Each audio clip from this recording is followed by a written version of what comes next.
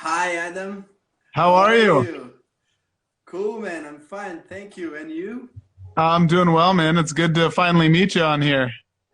Yeah, man. Thank you so much for joining. Absolutely. Thank you for doing this. Right, man. So, why don't we start by talking a bit about you and your experience with conducted improvisation? Yeah, sure. Let's see. I started doing conducted improvisation about 10 years ago. It was an opportunity to work with a live painter, and I kind of the school that I was attending at the time asked me if I wanted to do some sort of music for it, and I suggested this idea of improvisation with an orchestra where I would like hold up cards and kind of control the general tonality of everything. And I had never heard of Butch Morris or any of these people. So the one of the people who was part of this project said, "Oh yeah, you got to check out Butch Morris and all these things. This thing kind of already exists." I thought I had come up with it, which is not true. And so we did this thing, and I just created a couple of hand signals, very basic, and we had a couple of really simple rehearsals, and it kind of came to be. And then there was someone who really believed in us and kind of managed this group that I named Improvistra for about the first 4 years, and then we took off on our own and started doing more and more projects and different things. So that was the beginning of it, at least. Uh-huh. That Yeah. sounds awesome, man. Yeah. And I mean, in your perspective, what do you think is the role of the conductor in this case? Yeah, it's hard to say because I think everyone kind of does it a little bit differently, right? All the different improvisation kind of changes from person to person. Uh, I've always thought of myself as like, or as my job as the conductor is someone who is kind of reading the feeling of everyone on stage and then trying to get the best out of whoever's there, kind of know their limitations and know what their strengths are, and then bring them out in sort of a, a compositional sense. I think probably the second hand part of that is that the conductor's job is to create an arc, is to have a beginning, a middle, and end, and have a vision of what that looks like from beginning to end. I'm not someone who kind of believes free improvisation is always the best method. That's just not something that I enjoy. I like a little bit more structure and control. Um, so I kind of try and think of a nice arc for the entire piece, and then think of new ways to get there by reading the strengths and weaknesses of the players in front of me, and their different combinations. Mhm. Sounds good. Yeah. Nice, man. Yeah. So something that caught my attention is that you like a lot to work with groove music. Mhm. Is it intentional or how do you feel about that? Yeah. I I guess it is somewhat intentional. I write a lot of classical music that is not groove oriented, but a lot of my roots are in kind of pop music and basic simple forms and things. And I guess when I started Improvistra, it was a lot weirder and it was a lot more out of the pocket, and um, tonality was a lot freer. And I I wanted it to reach more people, and I saw that kind of Butch Morris had done this with his hand signals that are a lot more loose, and I figured that, gosh, this would be really cool to kind of bridge that gap between jazz improvisation and total free improvisation. And I think groove is one of those things that ties it all together. So for a long time, what I did was used two drummers, and I would have them play back and forth against each other or have them play the exact thing. And I had a couple of hand signals that I used to just talk to drummers. Um, but I tend to really like it. I like breakdowns also. I think that there's something really beautiful about like setting a groove and then toying with how that groove feels. So if everyone's feeling where one is, right? is to just switch it. So having a hand signal where everyone is feeling one and continuing that, and then having the drummer move to beat 2 and play that as beat 1. And so there's a lot more kind of like tools that I like with that. And then I have a hand signal that's called break. I should be able to put this up. That's cool. I have this hand signal that I call break, and I'll show you what it looks like. So when we're in a groove and everything's happening, and I get everyone's eyes first and make sure everyone's with me, and then I say, we're going to break the groove, we're going to break the groove. And then I make sure everyone's together and then break the groove, and the drums fall out of place. So it's like a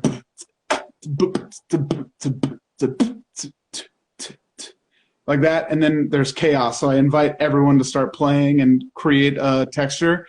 And then I say, we're going to bring it back together. We're going to bring it back together. And then I count in. So as everyone's playing, it's bring it back together, bring it back together. 1, 2, 3.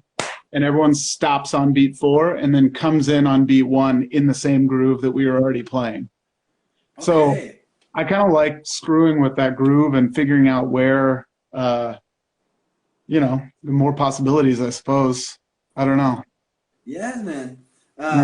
This is very interesting for you to say, because let me ask you, did you take this gesture from Walter Thompson's sound painting, or did you create it like that? No, I actually just created it, but I found out later that Walter was doing that kind of stuff. And exactly the same gesture. That's the interesting part. That's wild, yeah. I had no idea, man. I just was like, we were in a groove one time, and I think I'd like, someone felt, the drummer was missing a little bit and started to fall out. And I said, that's fine, that's fine, that's fine. Just break it up, break it up, break it up. And kind of go with it, you know, right? There's that moment when you're conducting where you're like, oh shit, this is falling apart a little bit. You know what I mean? And you can fight it, or you can just go with it and say, yeah, that's fine. Break it, break it. Everyone like fall into that and let me think for a second about how we're going to get back into the thing that I want us to move to. How do we get back onto our arc so that we can finish this thing the way we had originally intended? Okay. So if we go in this feeling that you're saying that things are falling apart, and what do you think that brings that? You know, what happens for things go apart in the stage? Oh, good question. I think it's like a lack of communication. I often find that. When it's my job to kind of be in control, right? Is to kind of like have all the focus on me so that I can make sure that we're headed with that arc in the right direction. I think sometimes people get a really big idea in their head if one person's playing and they go, oh, I know where it should go, or I know where I think he's going to go, and it's wrong. It's not where I'm going.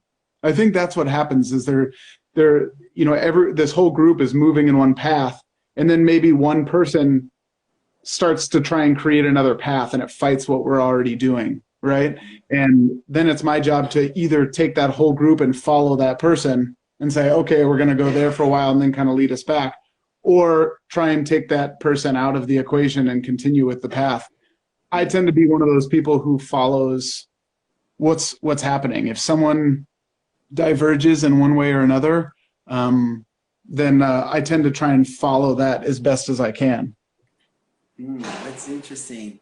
Yeah. So nice. So still geeking a bit. I've seen in your TED Talks that sometimes you use gestures that are very similar to Butch Morris's, like the sustain or the repeat. I would like you to talk a bit more about the gestures you use and what kind of conducting style you have. What do you think on stage? More like this kind of creativity flow that you have in your mind. Yeah, cool, man. I loved this, man. When I saw Butch do this for the first time, I was like, ooh, God, that's such a great tool. And he described it as repeat, right? Like, I think he does it this way. He says, and he calls it repeat. And I always liked it as a copy paste tool. So it starts out as a repeat, but I just think of it as copy. So if someone's doing something, copy that and then repeat it. And I give it to someone else, and you paste it to someone else. and then they start doing it. And I really love that one, and I loved sustain, of course, because you get these really cool chords. I also love this that he does. That's like a section. So he would sometimes I'll like grab a string section and say, everyone pick a note and watch my downbeat, so we all have the same entrances. One of the things that bothers me is when you give someone a cue, like sustain, and then everyone just starts holding notes kind of whenever. I like there to be some semblance of like, oh, that was organic and it was planned. It was happening at the same time. So I started using that and then repeat, and I love some of these chords, and you create these 4-bar loops, right? Here's one beat, another one, and then another one, and then repeat those 4. Just repeat those 4 notes, and everyone watch that person. So everyone in this group is doing that, and you're going to watch this person for those changes. So then maybe that violinist kind of turns a little bit and moves their head so that they can see when the changes are happening, and then I can kind of put that aside. I think of one of the things that I think I mentioned in my TED talk was that I always think about things in terms of foreground, middle ground, and background. So if you like relate this to a painting, the foreground is obviously the subject. The background is maybe where it takes place, and the middle ground is things that interact with the foreground to make it more exciting and make it more accessible. So I'm always trying to think about that. If I create those 4 repeated chords with the strings, I know that that can be my background, and then I don't have to kind of think about that. Another tool, the next tool that came from that was the idea of develop, which is if I create that same thing, I create 4 and I say, here's your leader, follow that person. Great, now develop that over time. So maybe that means that the leader starts doing a little rhythm where they change their notes just slightly, something like that. But I try and create some sort of background, whether I create a foreground first and then a background, some sort of background, and then mess with foreground and middle ground and see how we can do those things. At one point I had created like a list of all the things that I do, and I named them by global commands. So commands that apply to everyone, and then instrument-specific commands or solo commands. And that made it really easy because I knew that when I had, I'm sure you deal with this too, there's like 250 people in the Twin Cities here who have played in our group. So I have to teach them the global commands first because those are the important ones, of course. And so it's kind of neat to think of it that way, I guess, is like, everyone has to do this. If not everyone does it, it doesn't work. I use this crossfade tool. So if you're playing, stop playing, which is this hand. And if you're not playing, start playing something. And so what I'll do is I'll have everyone together and then take out 3 people, and then use the crossfade tool. Those 3 people start playing, and you get this really like unbalanced, cool, back and forth sound, and then come back. And it has that really cool like back and forth feeling. That's a global command that if not everyone knows, it doesn't land, right? It doesn't sound very good. Mm-hmm. And do you plan to publish this global commands that you've done? I've thought about it. I started creating some videos about it, but I haven't released them yet. I think there's 35 global commands and then about 15 to 20 like instrument specific commands. I thought about making some videos on it. It's hard to think of in the moment and like kind of organize all the information of like, how do I present this so that it works? Because as I'm sure you know, it's when you're there and you're conducting, it's like, it's this different brain, you're like living in that moment rather than like being very practical and thinking everything out, right? You're just like in that moment and feeling what's going on. It's a wild ride, huh? Yeah, you're right. And if we go to this place, if we can go, we may go to this place. I would like to know, how do you think your brain works when you are, I mean, it's a tricky question, but yeah. How do you interact with the the things that happen on stage? How do you go with the flow? If you could describe it. Yeah, that's a great question. Again, man, it's really cool talking to you because I know you get all this stuff, and you know what, I'm sure you have more interesting answers than I do. So it's really cool to talk to you about it. I don't know, man. I think my wife would say that I think very broad strokes. I don't think in details. I think kind of like conceptually, big concepts. So I think when I'm there and I'm in that moment, I'm like reading people's faces, and I can tell when someone's hot. You know what I mean? When you got a saxophone player who's just looking at you, who's like, I want to play, I want to play, I want to play. Or they really dig what's going on. It's like, oh yeah, this guy. So that's why I try and create a little bit of structure beforehand. Like, okay, I know I want to end the piece this way, or I know I want to begin the piece this way, or I want to try this technique in the middle of this somewhere in the development. And then once I get going, I kind of lose myself. I lose where I am and what's going on, and it kind of turns into I don't want to say, it's not like tunnel vision, but you know what I mean. It's everything goes away, right? Like, you're not thinking about if you're hungry, you're not thinking about what happened earlier that day. All your problems and everything goes away. More so for me than playing piano or writing or anything like that. It's like a very live in the moment type of feeling. Do you feel that same way? Yeah, man, for sure. I totally believe in being in the moment. This is definitely the best way for interact with improvisation, for sure. Yeah, and I would like to ask you another question about this and about being the stage, which is, well, I'm not sure if you already recorded your improvisations. I don't know if you did it, but if you do you believe that you can edit the improvisation for doing a final product, or should it be straight, like just like it happened on stage? Ooh, dang. Yes, we're getting into the dirty questions. I don't think so, man. There was a man who kind of taught me some gestures of his own, and he recorded everything and sold his albums. And I think Butch did too. I think Butch would record, right, and then sell those albums and things. I never liked that. I never really believed in that. I kind of was like, ooh, if you missed it, you missed it. You know what I mean? Like, there was something magical there. And the recordings, I have recorded almost everything we've done. I have like a Zoom microphone that I keep, and I've recorded everything.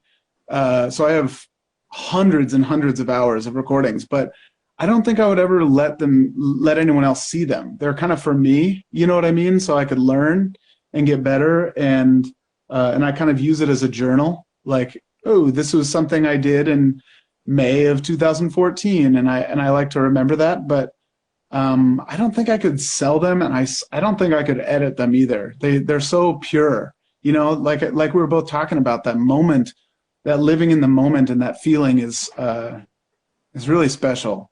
And I think I have a little bit of a difficulty with money. I have, some issues with making money off that, mainly because I make money with my other music that I compose. That for me feels so pure that I don't want to share that or ruin it. You know what I mean? Does that make sense, kind of? Mm-hmm. Yeah, sure. I totally comprehend what you're saying. And yeah. Well, I feel sometimes I think this kind of practice, the conducted improvisation, as a social practice, as something that you promote for the society, for people to know how to be in the moment, And what do you think about that? I think that's probably way better put than what I just said, because you're totally right. I mean, the gift that you have, and that maybe anyone here who's watching and any of the people you're about to interview, that gift is very special, I think. And I consider it a very special gift for myself. And I think it should be shared. I think it should be shared as much as possible. You're right, it is social. I had a monthly residency that I did with Improvistra for 4 years. We would meet once a month and people would come, and we got like 200 to 300 people there every single month. People would show up, and we could have made money on it. We could have charged $5 at the door and made a lot of money, made a couple of $1,000. And we never did because it just didn't feel right. It was more about that social experience and the people we were doing it for. Like I said, I make money other ways. So maybe if I didn't make money other ways, I would I would have a different feeling about it. But I'm glad to have that as a social experience for sure, man. Yeah, man, that's very interesting. And one last question for me, and then we can open for public questions for people who want to make some questions. I would like to know, how do you see the conducted improvisation as a practice for teaching, teaching music to kids, to, people who wants to learn music? How do you see that? Man, that's a good question again. I have messed around with a little bit. I teach at a high school, so I teach orchestra and theory and composition at a high school, and I think that I think it's a useful tool. I think giving people, I've had kids do it before a couple of times, and some for sure have that ability right away. They get in front of the orchestra and their mind is clear and they know what to do. And some people don't feel that way. Of course, some people get in front of the orchestra and they're like, they're not listening to me. They're not doing it. I think it's a great tool. I think that some people are going to learn from it in the way you and I have, and some people are not. Some people are going to shy away from that because it's scary and whatever.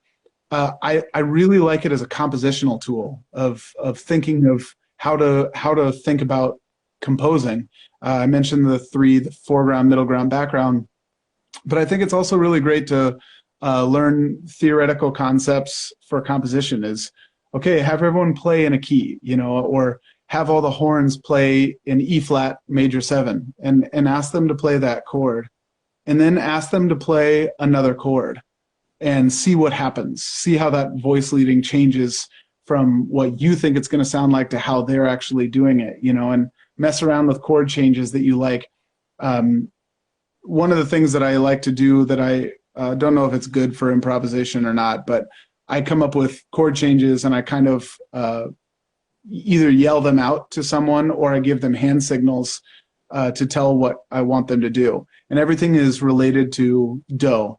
So if we do if I say here's a 1 chord, right, and I use major and minor are my hand signals for major and minor.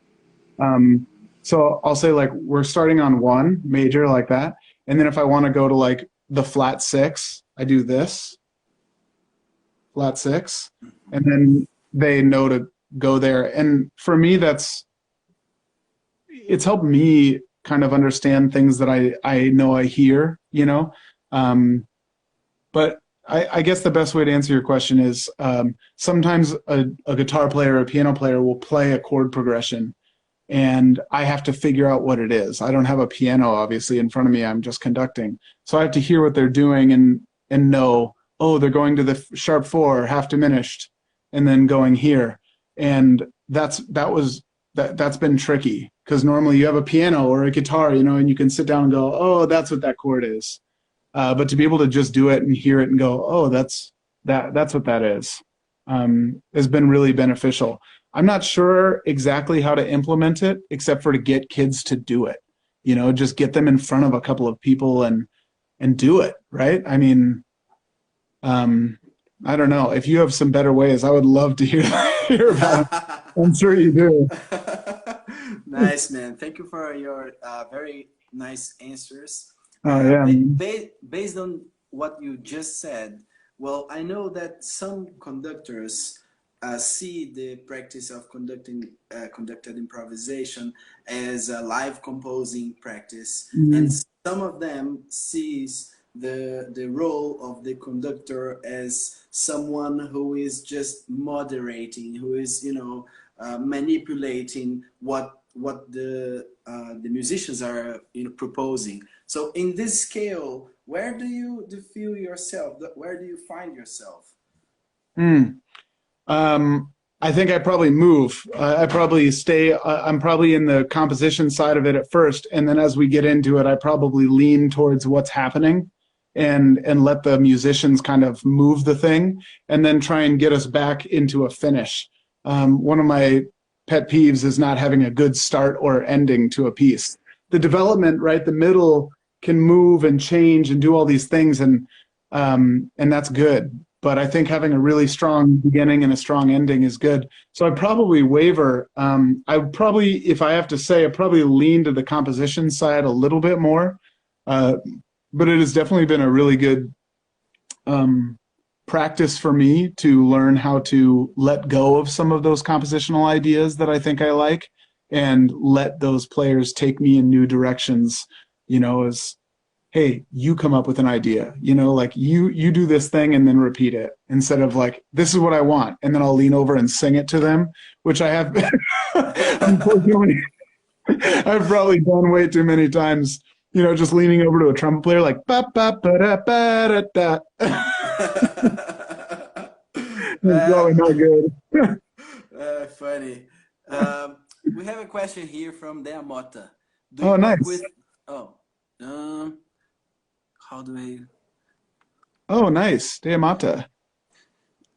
Do you work with different musicians every time? If so, how long do you prepare them? Hey, that's a great question. I don't. There's about 250 musicians I live in Minneapolis, Minnesota, or the Twin Cities in Minnesota, in Middle America. I moved here from California, and there's about 250 musicians in the Twin Cities here who have played with me. And they're always new. I always change them out. A bass player or a drummer is usually someone I like to keep pretty consistent. I only have about 10 or 15 drummers and maybe like 7 bass players that I work with, because they hold everything down.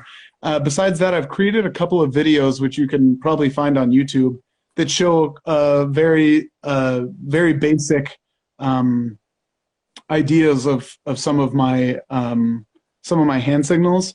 But then I just ask to get together beforehand, and I have them remember like 10. If they can recall 10 different hand signals right beforehand, that's wonderful, because then as it's happening, I'll like lean over to them and say this, or I'll put them next to someone who has played with us before and then have them talk.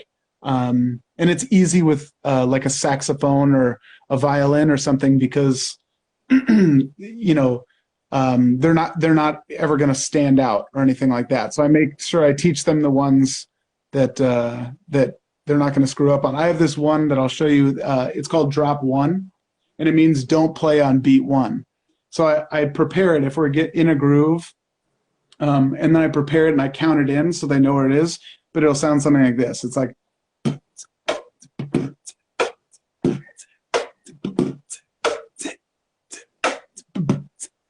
So you just totally don't play B1. And I try and teach that right away, is like, hey, don't screw this one up. Because if you screw that one up, you're the only one playing on B1 that doesn't sound good. Nice answer, man. So, yeah, thanks for that question. How do you deal with the expectation created by be in control?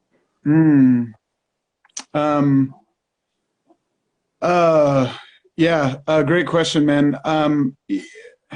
If I'm getting what you're asking correctly, it's kind of an internal battle of, you know, I want to be in control and I have to let that go, and that can be a challenge for me. But ultimately I want to be with the people I'm with, and if they don't like me being so tight and in control of things, then I have to let go if I want to enjoy that time with those people. If you're talking more about the expectation of being in control, like someone looking at you, I'm okay with that. That one's a little bit easier because I can tell them a lot of times, you know, you see a new saxophone player and they're just looking at you like, I have no idea what to do, you know, how do I do it? Then I just like wait and I like calm everyone down and then I point that certain person out and I just ask them to play. And then I go, I don't know what it's like, just play anything. But I try and like solo them out right away so that they have to play. They have to do something to get out of their head, you know? And there's a great story. I'll try and keep it short, but there's a great story of a cello player. Okay.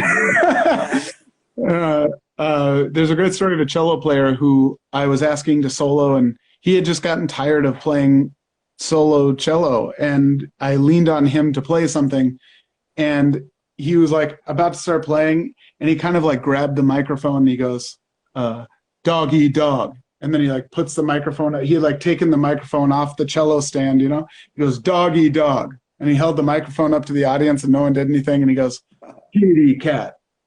And then he put it up and he goes, dog eat dog. And everyone's like, dog eat dog, kitty cat, kitty. And then he goes, dog eat dog, woof, woof, kitty cat, meow. And he got the whole band doing this thing. And to me, it's like, that's the best improvisation ever, right? Because it's about thinking outside the box and creating the expectation of the listener. What does the listener want from you? And how can you break that expectation and still keep their interest? And I nailed it. You know what I mean? Like, that's it. It doesn't have to be beautiful music. It doesn't even have to be music. A solo is a solo, right? Yeah. Great answer, man. Yeah, awesome. Sounds great. So Yeah. next question from Ada Cab, and the freedom created by the being the moment experience. Oh, he's asking like a huge question. I think that's Oh, let me see. okay. So the last part of it, don't you think that being controlled mind blocks the being the moment experience? So Yeah. Okay. okay, That makes sorry. sense. Yeah, it does, and that's why I let go of the control. I try and create a game plan in my brain. It's like practice, right? When you sit down at whatever your instrument is, like piano, when I'm practicing, I'm shedding. I just play the same thing over and over, ba-ba-dip-bop, ba-ba-dip-bop, ba-ba-dip-bop, ba-ba-dip-bop, and then I try and come at it new ways, ba-ba-dip-bop, ba-da-da-da, da-da-da-da, right? And like reinvent the way I'm practicing that, change it different tempos, ba-ba-da-da, da-ba-da-da, da-ba-da-da, da-ba-da-da, just try and switch it up. And then when I play, I don't think at all, right? It's kind of the same thing. Before I play, before I conduct, I think of an arc. I try and think of some things I want to use in that. And then when I'm in the moment, I don't do anything. I don't think really at all. I try and live in that moment. And so maybe that's a good balance, is do all your thinking beforehand, right? You don't want to create you don't want to create too much blockage. You know, you don't want to create theory to write music. You want to create the theory after you've already written the music, right? So it's kind of that concept. Yeah, that was a great question, man. Great answer, man. Yeah. So I just want to say, if there is anyone who wants to ask any additional questions, can write it down in the comments or in the question mark cards just below. And let's see if there is anyone who have any other question. Yeah, let me ask you a question. Okay. How do you feel about that idea of like being in control of the moment and like how much control you want with the tonality or with the rhythm or with anything? How do you handle that situation? All right. Thanks for asking. Yeah, man. So for me, I've been in both places. I've been in the place of the conductor as the composer, you know, deciding everything, every tonality, and also I've been in the place of the conductor having the least power, the least control as just as a contributor for the ensemble. And this is the place I like most. I like most to be without control. You know, I like to be in the place where I am just listening to people who are playing and, you know, giving some suggestions. So I suggest how the piece could improve, but I I prefer people take the responsibility to be in that gig. So what I do the most is more than train gestures, signs and gestures, I do train the philosophy of being there. So I do work with people who, I believe that if you work with people who are taking the responsibility to be in that place, when you are conducting, you can achieve a higher level of music because people are already prepared to be that and to give themselves, you know, to give what they have to contribute in that place. And you don't have to, you know, call for the attention on, you don't have to, you know, take the control because they already share the control. I think I like the shared control. Yeah, I do. That's a great, I would love to play in your orchestra. Yeah, I think that idea of shared control is exactly what it is, right? Because we have to take responsibility also to a certain extent as the conductors.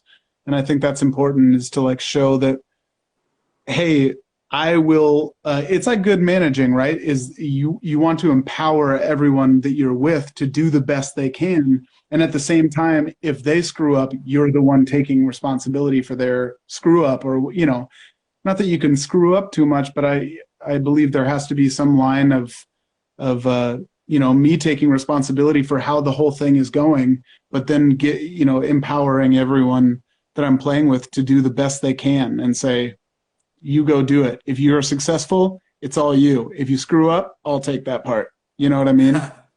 Yeah, man. Yeah, Yeah. great attitude. Yeah, that's nice.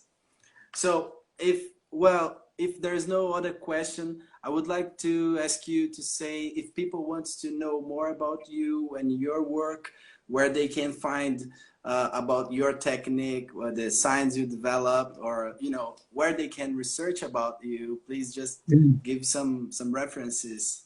Yeah, absolutely, man. I'm kind of over the internet all over with Improvistra. It's spelled Improvestra. Improv Orchestra is kind of the combination. Or you can look up anything of mine, Adam Conrad. I also have, you can email me and ask me for anything. I would love to show you any information that I might have. My email is adamconrad@gmail.com, two Adams. And I would love to answer any questions or collaborate with anyone. I just like making music, and I want to share it. So anyone who's interested in Improvistra and in improv music in general, I am probably already your friend. Sounds great, Adam. So thank you a lot for participating in this talk, and I hope Yes. we can make some music together soon. Oh man, it would be a dream of mine, man. Thanks for putting all this together. All right. Thank you so much, All and right, have a brother. good one. Yeah, Thank take you, care, my man. brother. Okay, you too, man. Be good.